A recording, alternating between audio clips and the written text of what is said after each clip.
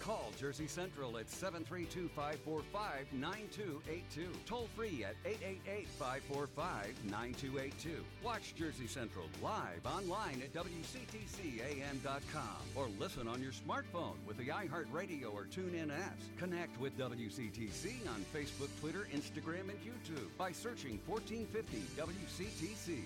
And now back to Jersey's Morning Show. Jersey Central with Bert Barron. It's 7:37. We're back on Jersey Central on the new Talk Radio WCTC, the voice of Central Jersey. Coming up in this half hour, our contest, your chance to win some tickets to American Repertory Ballet's Pride and Prejudice at the McCarter Theater in Princeton this coming Friday, joined by the Princeton Symphony Orchestra. Awesome. Your chance to win a pair of tickets coming up. We'll also do our Need to Know Things. Let's get to the Jersey Central Newsmaker Hotline. Every Tuesday at this time, we're joined by Barry Blank, president of National Estate Jewelers in East Brunswick, for our weekly segment that we call What's It Worth? Good morning, Barry. How are you today? Good morning. I'm looking at the gold price and saying $1,283 an ounce. That's good. It's about a year, about the high for the last year. Wow. Yeah. Awesome really stuff. Crazy. Yeah, good stuff. Let's talk about gemstones, Barry. There's different types of gemstones that are out there. Talk about the different types of gemstones and what people need to know about that. Well, the things that people really need to know is there are three distinct types of gemstones.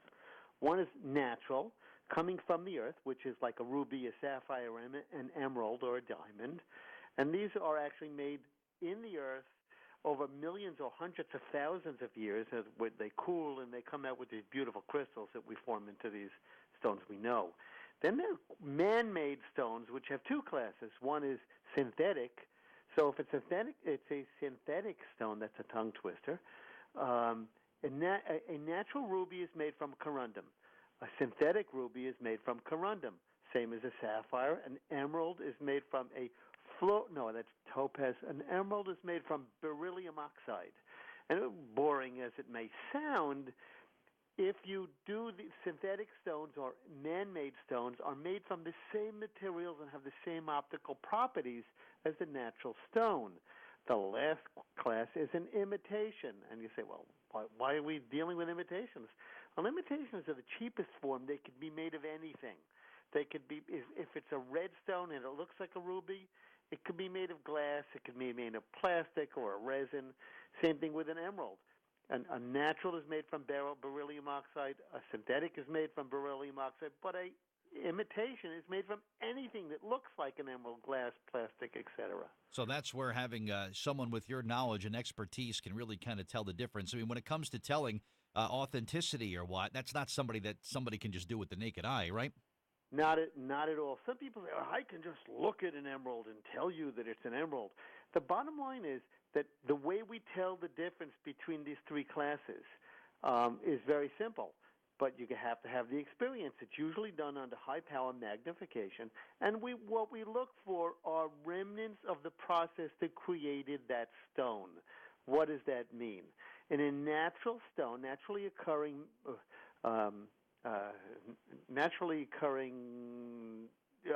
emerald or ruby, there are crystals or lines that we look for that occur only in nature. It's what was left behind by the process of creation. In a man-made or synthetic stone, you can have similar inclusions or similar imperfections, but these are definitively different than ones that were made by nature. And in an imitation, something you see in an imitation you don't ever see in a natural stone are bubbles. Because these stones that made in nature cooled over hundreds of thousands of years. If you can imagine putting a pot of stove, heating it up, and it doesn't cool down for 1,000 years, that's how the air bubbles all go out by the time these minerals cool. But in man-made stones or in imitation stones, these air bubbles still exist, and there are different ways to look at them. It's what was left behind by the creation process. Kind of a dead giveaway if somebody walked into you in your shop and something had a bubble in it, right? Oh, it's a dead giveaway. Right, if it has a bubble in it, right. We know it immediately. I'm sure you would. A difference between, I've heard about hardness when it comes to gemstones, Barry. Hardness and toughness, is toughness is something that's measured, and what's the difference between the two? Well, they're really important. The hardness is the is the resistance to scratching. So you got to picture this. If you had God willing, if you had a diamond as big as that you could fit and hold in the palm of your hand, and you tried to hammer a wooden stake in to the ground, the diamond would shatter. If you had a piece of jade in your hand that big, and you tried to hammer a wooden stake into the ground, you could do it because it's the difference is a diamond is very hard; it resists scratching, but it's very brittle because of its crystal structure, and it will just shatter. A piece of jade can scratch very easily, but it is very compact, and it's not brittle. It's more tough. So hardness is the resistance to scratching, and toughness is the resistance to breaking. And funny thing, if you ever see a diamond that went for a garbage disposer, it really looks funny. It just sure looks like this funny, and not a happy sight. Yeah, when you say compact, is it a density sort of thing, Barry? At that point, yes and no. Okay. It's the crystal structure. Diamonds are made from single big crystals. Jade is made from a cryptocrystalline structure that's very tightly compact. So it's not really density. But again, a piece of jade scratches real easy, but you can do a lot with it. Matter of fact, a lot of ancient tools were made with jade in them. Are there some gems, Barry, that maybe you just shouldn't wear out every day? Well, people come to me all the time, and not all the time, sometimes, and they say, I want to get my fiance or fiancée to be an emerald ring for an engagement ring because everybody's getting diamonds. And I still remember back in 1978, 79, one of the first things they taught us was that emerald is not a stone to be worn every day. And if you want to do two things, if you want to keep making money on the emerald you're selling, sell it as an engagement ring because they're going to be back all the time because it's breaking and chipping and scratching. And you're going to be either replacing it or polishing it. However, if you want to keep your client for the rest of their life and get their friends in, don't ever sell them an emerald engagement ring because it's not the right thing to do. It's just not made to be worn, along with opal, which is a very soft stone. But, you want a better, harder, a tougher stone that's going to resist scratching, like a diamond, a sapphire, or ruby. These are really great stones for engagement rings. When you say that an opal is soft, to the point that it has water in it, Barry, is that true? A lot of people think opals have water in them, because they look like they have water in them. But that's a misnomer. To be boring, an opal is a silicon oxide. And where it forms in the bottom of riverbeds as this silica lays down on the bottom of a river, and it really has a watery appearance, but there is no water in it. People think you have to keep opals in water to keep them fresh and clean, but that's just not true. Okay. Talk about pearls, Barry, about cleaning pearls, and why should pearls be worn on the skin as opposed to on a garment or a piece of clothing? What's the difference? People, again, these are all. What is that show that says not true? They give all these facts. People think you should put a pearl on the skin. They look beautiful on the skin. The thing is that pearls are very, very porous. They're made of calcite and aragonite crystals.